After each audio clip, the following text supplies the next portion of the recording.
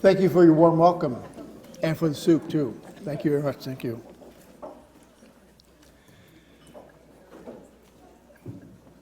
My background is more education, although I've been at the retreat center for the last 9 years. So a lot of my stories will be involving my being involved as a teacher. That's kind of my prejudice or my background. And I'm kind of coming from Ignatian spirituality, so it'll be a full flavor of Ignatian spirituality to talk to. So we certainly live in troubled times. The pandemic, wildfires, economic uncertainty at times, political disunity. Besides whatever personal situations we find ourselves in, whether it be death in families or illness or unemployment, transitions, we live in troubled times. Each of us has faced trouble in our world, or in our lives. How does a Christian persevere in faith and love and respond to the troubled times that we face? Let's turn to Scripture and learn from Jesus, who also faced his own troubled times towards the end of his public ministry. My soul is troubled. Jesus boldly states this in John 12, verse 27. In chapter 13, verse 21, he states that he was troubled in spirit. In John 14, verse 2, and also in verse 27, he states, "Do not let your hearts be troubled," as he speaks to his disciples. Early in John 10, Jews fetched stones to throw at him, wanted to arrest him, but he eluded them. And yet the next chapter we hear that his friend Lazarus was ill, in chapter 11 of John's Gospel, and he decides to go south to visit him. Recognizing a danger, his disciples tried to deter Jesus from going to the vicinity of Jerusalem with Lazarus and with Mary and Martha. And recognizing a danger, his disciples tried to deter him from going. He said, "Rabbi, the Jews are just trying to stone you. You want to go back there?" Then Thomas speaks up and says, "Let us go also to die with him." So Jesus knew he was living dangerously. How did Jesus face his troubled times? And what advice does he give his disciples as he knew that they too will face their own troubles? His personal response and his advice to his followers are found in his words and actions at the Last Supper, particularly from John 13 to John 17. All of us face troubled times, the social times, situations I mentioned a few moments ago. But how does a Christian and a Christian community face troubled times? Jesus gives us a 7-point response and strategy in his Last Supper discourse, his actions in the Last Supper. Now, what I'm going to present this evening, none of us are my ideas. In 2016, Archbishop John Quinn, the former Archbishop of San Francisco, came to our retreat center and gave a morning of recollection to our board of directors. And he started speaking about, he's a Johannine scholar himself. He used the scriptures and just was speaking off the top of his head about the Last Supper discourse. And I was just amazed what he said. It struck me so clearly. I've always thought that John's Gospel, especially the Last Supper discourse, were all different disparate sayings of Jesus. We had the vine and the branches, you have the high priestly prayer, I've chosen you, etc. We're kind of a hodgepodge of different sayings that the community wanted to preserve, but didn't know where to put it in the gospel. So they gathered all of them together and made it into a Last Supper discourse, a farewell discourse. Well, Archbishop Quinn, a Johannine scholar, saw a thread running through the Last Supper discourse. Something I'd never seen before or read in books or in classes. And the thread is that Jesus uses the word troubled, as I mentioned a few moments ago. Doesn't use the word in any other part of John's Gospel, but mentions how he is troubled in spirit. And so John Quinn sees a thread running through the Last Supper discourse. Again, how does a Christian and Christian community, in following the example of Jesus, face our troubled times? So I want to present this 7-point strategy as a way of entering into the Passion and Holy Week. And these are scriptures we'll be hearing quite a bit during the latter part of Lent and also into the Easter season, to help us understand the scripture, put it together, to pray with it, but also to apply it to our own lives. In John 13, verse 5, he says, "Then he poured water into a basin and began to wash the disciples' feet and dry them with a towel around his waist." Peter balks at Jesus serving him. "You'll never wash my feet." And Jesus responds, "Unless I wash you, you have no inheritance with me." Peter then allows Jesus to serve him, giving Peter an example to live and to love. Jesus serves to deepen love in others. Greg Boyle's a Jesuit priest who works with gangs in Los Angeles, kind of a contemporary of mine, and he's written a few books, Tattoos on the Heart and so forth, and a well-known speaker. He comes to our retreat center a couple times a year to give weekend retreats. He tells the story how he went to a youth detention facility to celebrate Sunday Mass, teenagers in facilities in detention. And of course, they take various parts of Mass ministries there. And one young man gets up to read the responsorial psalm, which is, "The Lord is exalted." He's never seen the word exalted before, doesn't know what it means. So he led the congregation through the refrain, "The Lord is exhausted." And Greg's reflection on this is that it's probably more theologically accurate.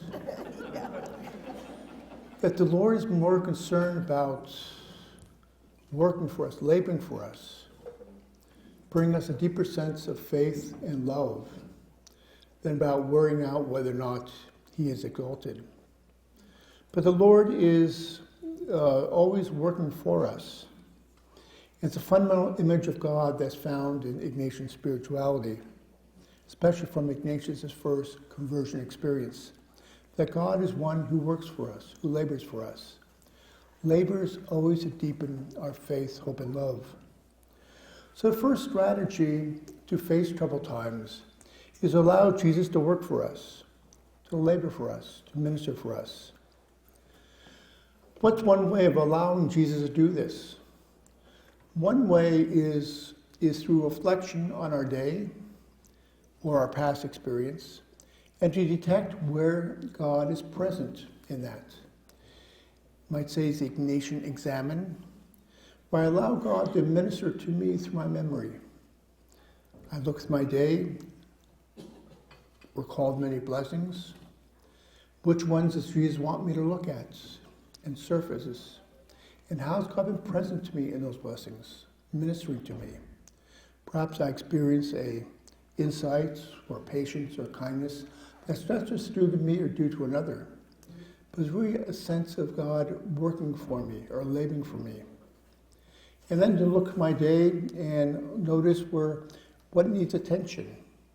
Not necessarily what's sinful, although that could be part of it too, but what needs attention. Could be a interruption, could be a conversation was interrupted, or a person looked worried, but I didn't have a chance to reach out to that person.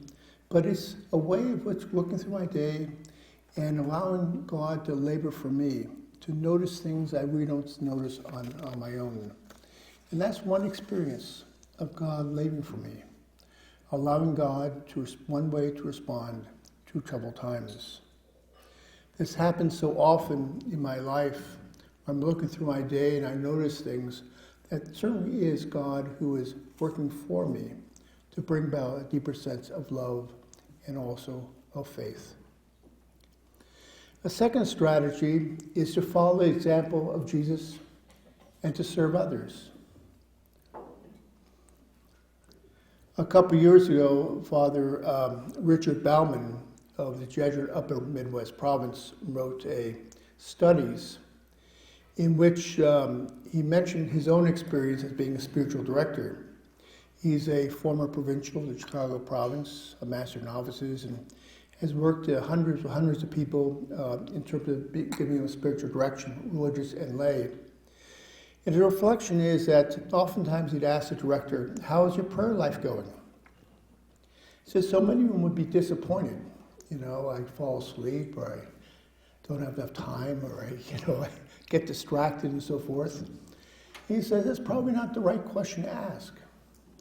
Going back to Ignatian spirituality is, Ignatius never asked that question in his letters or in our constitutions. Rather, the question that Ignatius would ask would be, how are you cooperating with God? That's more expansive. That takes in prayer, but also how we're cooperating with God's will in serving others, in being a co-partner with God in what we do every day. So how are you cooperating with God? Again, allowing God to at least to serve others through the example of Jesus. And so in that John reading, in John 13, his response to Peter is, if therefore I, the master and teacher, have washed your feet, you ought to wash one another's feet. I've given you a model to follow. So that is what I've done for you. You should also do. When we labor with Jesus as our model, we're given a promise contained in the beginning of John's Gospel to Nathanael and to all followers. Do you believe because I told you that I saw you under the fig tree? You will see greater things than this. How do we hear the call of Jesus in our everyday life? How does Jesus communicate with us? What are the greater things that are in store for us each day? Because the words are spoken not just to Nathanael, to each one of us. God's language is a language of love, loving feelings, loving desires, loving thoughts. That's how God ministers to us. God directs us. And God is inviting us to labor with God through the language of love. We need to follow the example of Jesus and serve as co-labor with him whenever we notice the needs of another and take the initiative to meet those needs. So the second strategy in troubled times for any Christian, in whatever trouble we face, is to follow the example of Jesus and seek to serve others. The third strategy is to live in the Spirit dwelling within me. Have faith that Jesus remains in us through the Holy Spirit.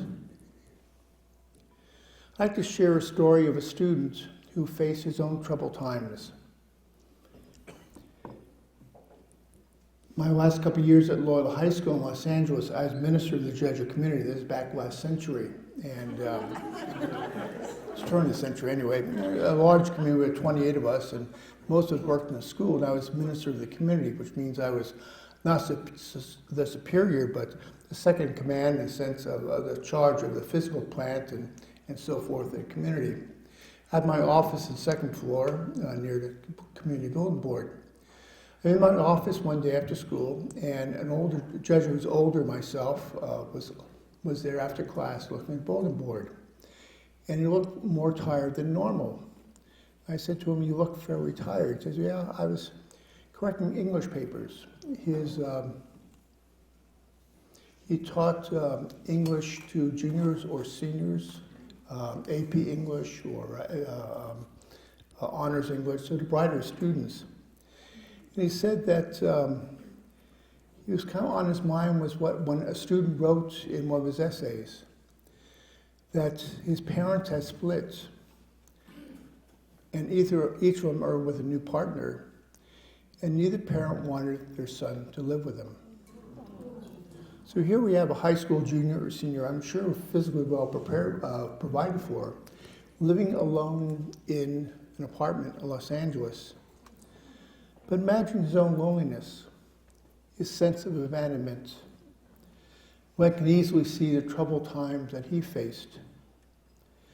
In John 14, verse 8, declares, I will not leave you orphaned, but I will come back to you. Jesus promises to remain with us, a pledge as frequently repeated throughout chapters 14 and 15 of John's Gospel. Jesus strengthens us when we acknowledge that the promised Spirit is always with us. In John 14, verse 16, I will ask the Father, and he will give you another advocate to be with you always, the Spirit of truth, which the world cannot accept, because it neither sees nor knows it, but you know it, because it remains with you and will be in you. Jesus calls us to welcome and cooperate with the advocates. So the third strategy is to live in the Spirit dwelling within us. Have faith that Jesus remains with us through the Holy Spirit. But how do we experience the presence and support of Jesus? Primarily through the experience of our own decisions. Decision-making is a great experience. Not every decision, for example, choosing between soup or salad or blue or brown, there's a neutral. But any decision that involves love in any way, or any aspect of love, there's going to be forgiveness, kindness, generosity, gratitude. God's involved in that. And that's how we cooperate with God. And that's how we can serve with God in terms of our decision making. How the Spirit is working for us to make decisions always a greater love. In our decision making, what are some signs of God's confirmation? How that we know we're going in a Godward manner. How does God confirm our decisions? From Ignatius' experience, God confirms our decisions through 5 basic characteristics, or a combination of them.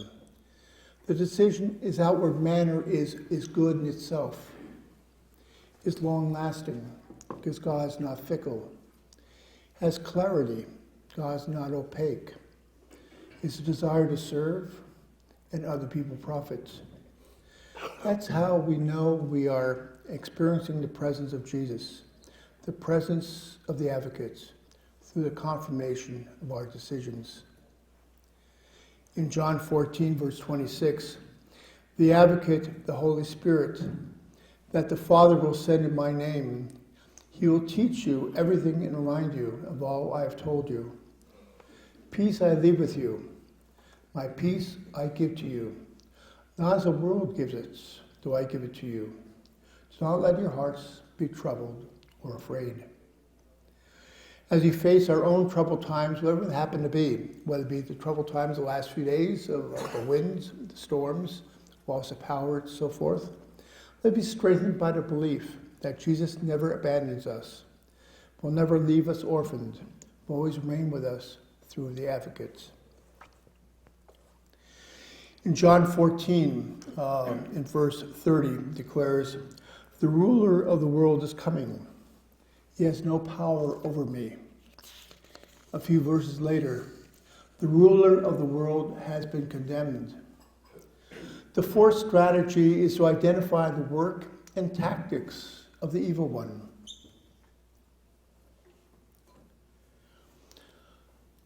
I remember in class one day, it was a September in Sacramento, which is very warm. I always taught sophomores, except I had one class of seniors, an elective class on Ignatian spirituality. And many youngsters in there, the seniors, many of them I taught already as sophomores. And I remember in September, there's one sophomore in there who I taught as a senior, I taught as a sophomore. He was a very fine student. Very steady, very balanced, always on top of things, and attended in class, participated very well. Ideal student in terms of being a person really who was very organized, etc. And I could tell that after a few days, something was on his mind. He wasn't quite on his game. So I saw him after class out in the yard, and I asked him, "You look kind of tired," which is kind of a generic way of saying, well, something doesn't quite seem right, you know. So he said, "Yeah, something's on my mind. I can't sleep at night. It's haunting me, and I can't get rid of it, you know." And normally I wouldn't ask somebody, you know, what is it, because it's not my business. But I knew the young man fairly well. I said, "Well, what is this thing?" He said, "Well, you know, I'm going to college next year. I'm just afraid I won't get along with my roommate." This is September.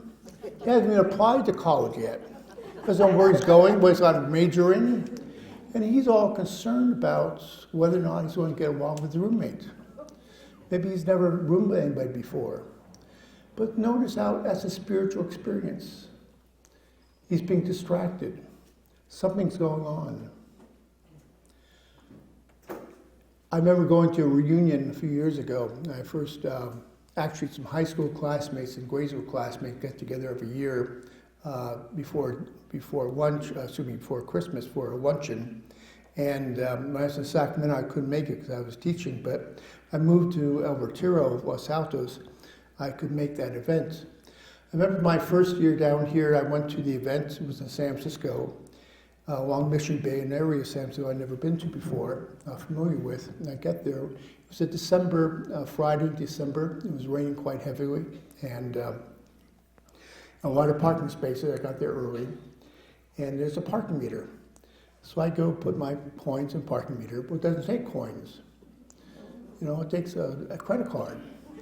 I've never done this before. So I tried to put my credit card in there. I thought I did everything right and the steps and everything else. Of course, it doesn't give you a receipt or anything. So I go into the reunion, had a great time for several hours, you know. Came out, and guess what's on my car? Parking ticket, you know. Well, you know, I had a wonderful time that day. You know, I've met fellows I haven't seen in years, you know, great conversation and so forth. Yet the weeks after that, what kept nagging me was, what the hell are you wrong with that parking meter? You know? But that's what the evil spirit does. It keeps us distracting. One aspect of discernment, when we're noticing how the enemy can attack us, however we image that enemy that forces us contrary to God, is the wisdom of the serenity prayer. God, grant me the serenity to accept the things I cannot change, the courage to change the things I can, and the wisdom of the difference.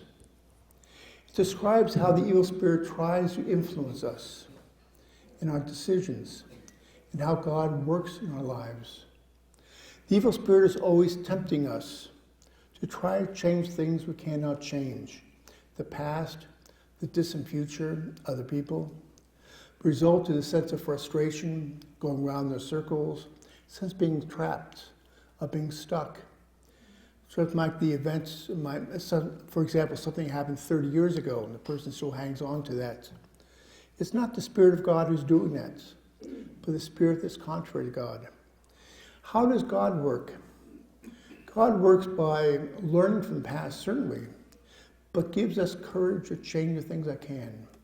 My decisions today and tomorrow for faith and love, and the wisdom to know the difference.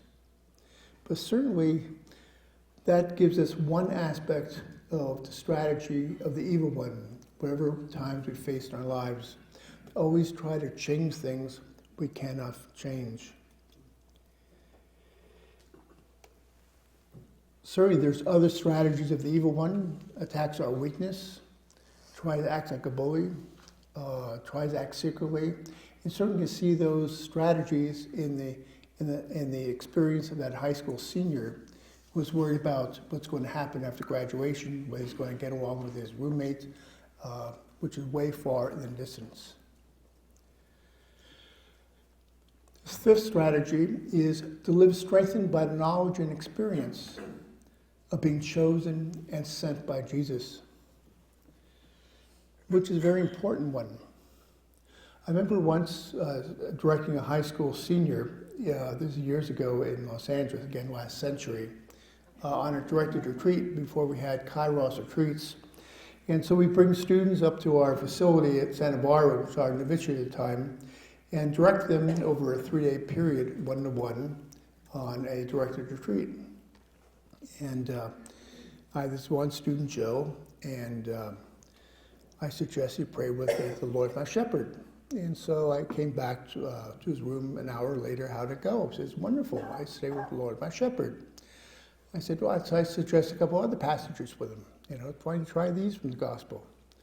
I came back an hour or so later, and how'd it go? Well, I tried these other ones, and nothing really happened. I went back to the Lord my shepherd. I stayed with that for another hour. Oh, well, it's terrific, So I gave him a couple other things to possibly pray with. I came back another hour or so. Well, how'd it go? He says, well, those are kind of dry also. Nothing really grabbed me. But the Lord my shepherd came back. I stayed with that.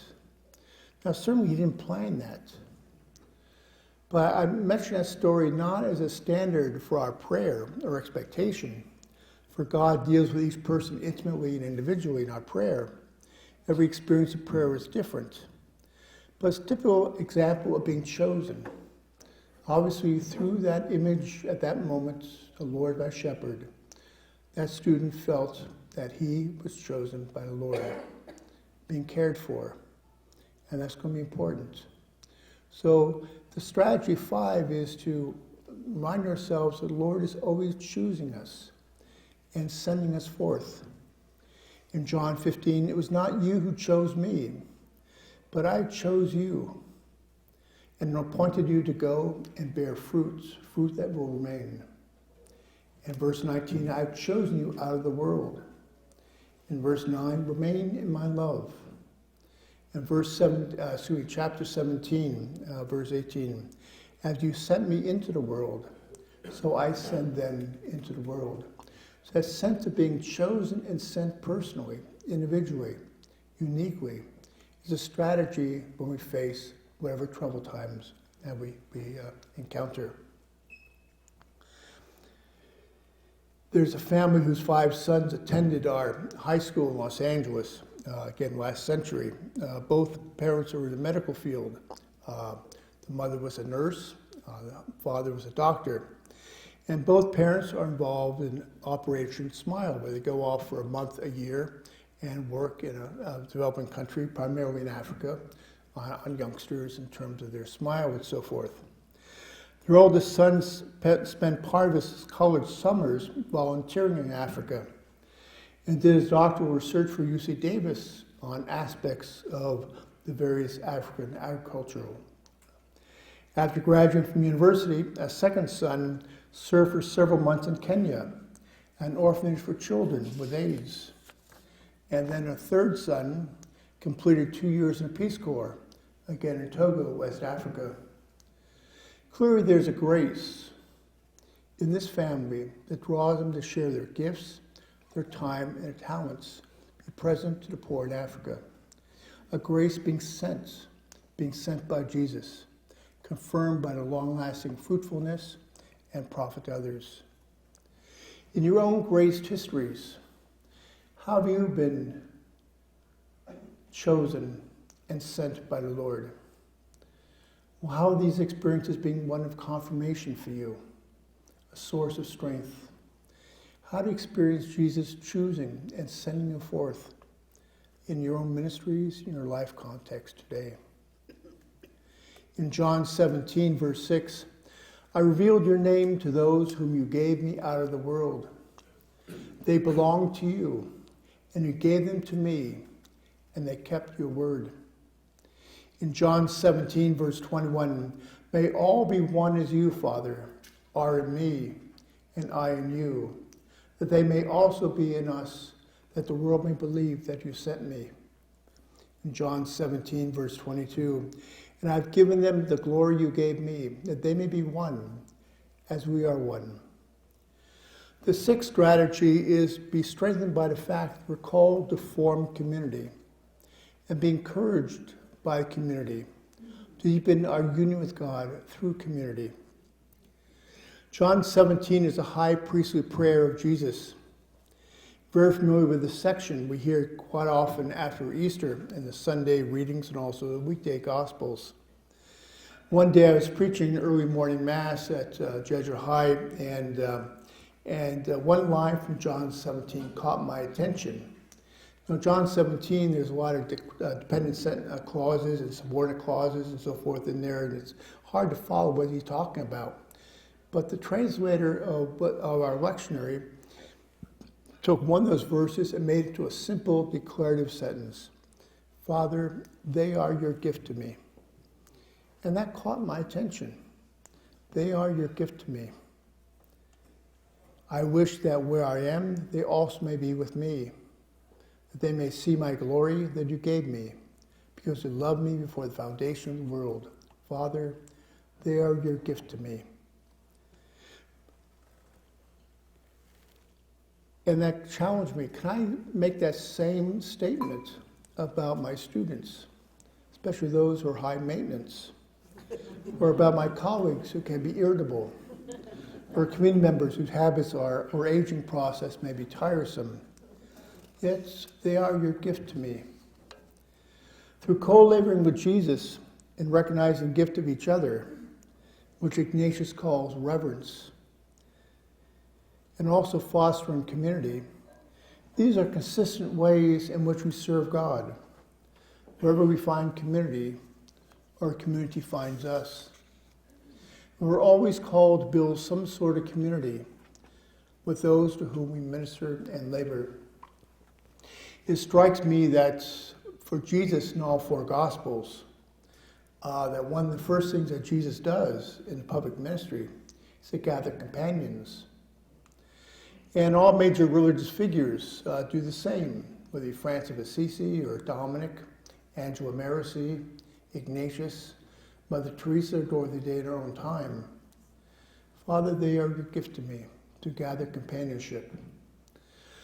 I'm confident one of the ways which we serve each other, those entrusted to our care, is to present an attractive and genuine faith-formed sense of community. In a high school setting where I taught for many years, where colleagues or students came from families that fragmented and eat together very much, or other kinds of pressures on on individuals, that one of our gifts in terms of the faculty community, the Jesuit community, was to present a model community to them, a sense of community, some sort of foundation, where there's some sort of hope. And that's what we do for each other, especially in a parish setting. To establish a sense of community is how we minister to each other. One retreat director stated at our retreat center several years ago, through creating community, our actions may be the only gospel that others may encounter. So whenever we face troubled times, may we always cooperate with Jesus in whatever context we find ourselves, to form community based on faith and love. The seventh strategy is that we are called to be in union with God through prayer, but especially through troubled times. Several years ago, 3 or 4 years ago, a gentleman came to our retreat center. He was from the East Coast, recommended to come to make an 8-day retreat with us. Never been out here before. I never met him before. A Jesuit friend who I'd been in theology with had suggested this. And so he came, and I met with him after dinner the first night, and we started chatting a little bit. And I said to myself, we've got to get down to business. And so I changed the topic a little bit. I said, well, gee, what's your normal pattern of prayer? And he said to me, he responded to me very intently and seriously. He looked at me very seriously and said, religion is a very personal thing. I said to myself, this could be a long 8 days. What did he expect? Coming to have a directed retreat for 8 days. I mean, religion is something we might be talking about, But he subsequently made a very good retreat, a fruitful one. He read a lot about what I suggested. We talked a lot of times, about an hour each day, about what he read. And I mentioned various ways of praying. I think he tried them out, although we didn't talk about them. But I'm sure that he, reflecting on that experience, he grew in that.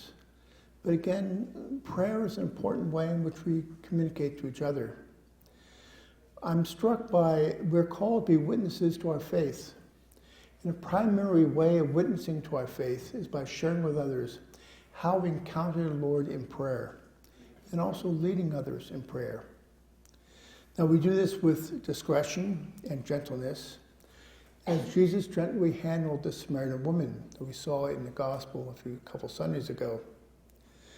Of course, our witnessing must be done with a certain sense of prudence. There's a cartoon in the wall of our administration building. It's always been there since I've been at the retreat center.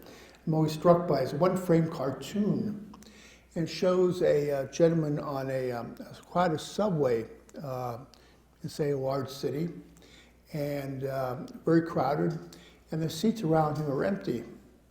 He's wearing a T-shirt which says, "Ask me about my religion." Now, I'm not quite sure that would work on an airplane, okay? One way of assuring you get a seat. But John 17 contains a high priestly prayer of Jesus with some very rich images. When Jesus had said this, he raised his eyes to heaven and said, "Father, the hour has come. I pray for them. I do not pray for the world, but the ones you have given me, because they are yours."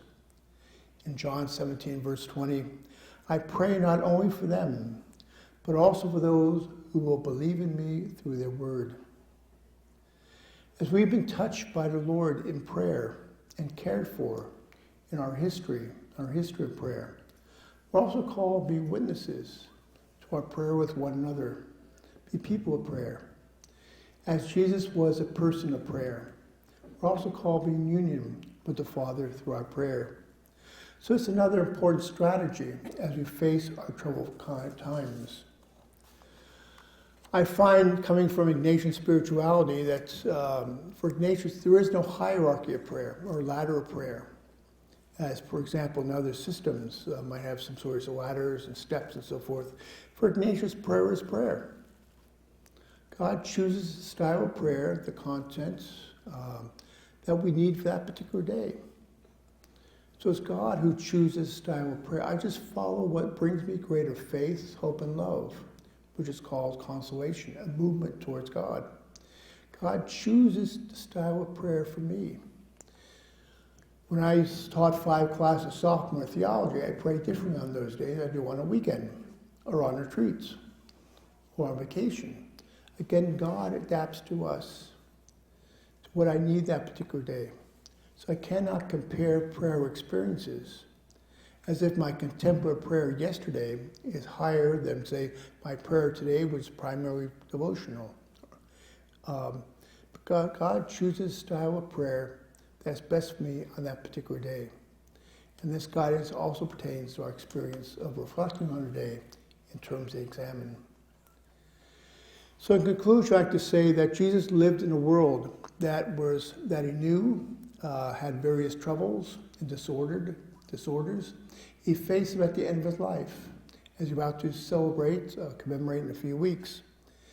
We should not be surprised by troubled times and struggles in our lives and our world. In John 16, he warns, "Each of you will be scattered." And verse 20 of that same chapter, "They will expel you from synagogues and kill you." Troubles will come to each person and community in different ways, in various ages, in various contexts. Yet by the timeless example and words of John, chapters 13 to 17, Jesus has given us a program to approach our troubled times and how to share in his victory by loving more deeply. So just as a you could pass out, I have a handout for you, just the strategies.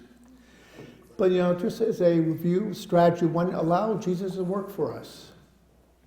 Number 2, follow the example of Jesus and seek to serve others.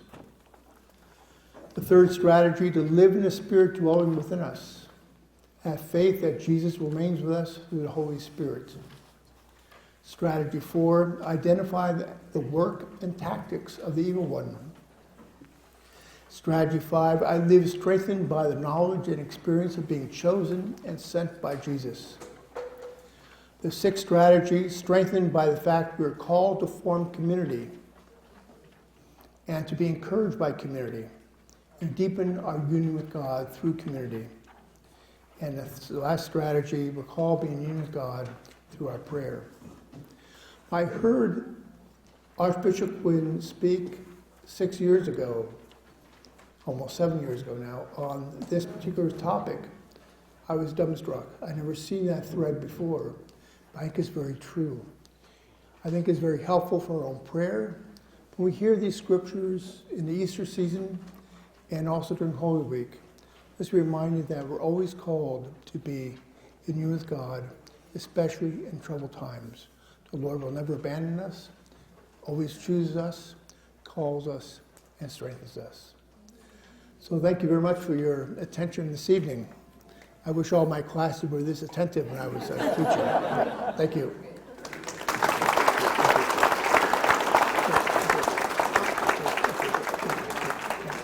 Thank you once again. Okay, great. Thank you. Thank you for reminding us that during troubled times, there's something that caught my attention as you were speaking about those different strategies. Okay. Mm-hmm. And when you talked about the Jesus prayer, Mm-hmm. and you mentioned in the 17th chapter of the Gospel of John, when you quoted the Gospel that says, Father, I pray not only for them, but for those who believe in their words. Mm-hmm. That is an assurance that Jesus prays for us.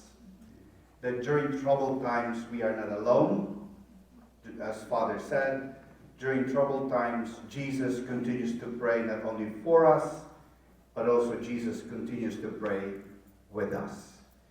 And it reminds us, as Father Kevin said, that during troubled times, we are just like the disciples who gathered in the upper room. And on that first Easter night, he breathed the Spirit on each one of them once again. And receiving the Spirit of God, they went out to be true disciples, followers of the risen Christ. So again, thank you very much, Father Kevin, for the insight, for sharing your wisdom with all of us as we prepare for the great feast of Easter. Next week we are going to have another Jesuit priest.